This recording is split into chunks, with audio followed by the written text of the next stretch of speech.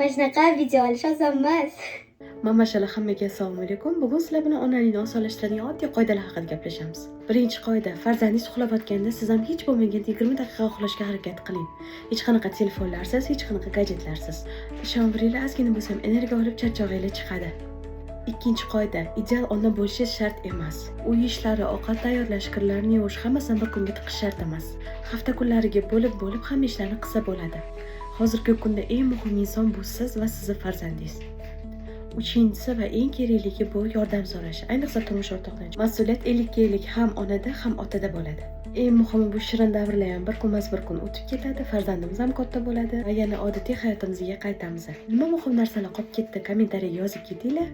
Mana endi ko'rayotgan bo'lsanglar, obuna bo'lib qo'yishni unutmanglar. Dekretdagi hayotimizni birgalikda o'tkazamiz. Videoni dekretdagi onalarga jo'natib qo'yinglar, balki foydasi tegar.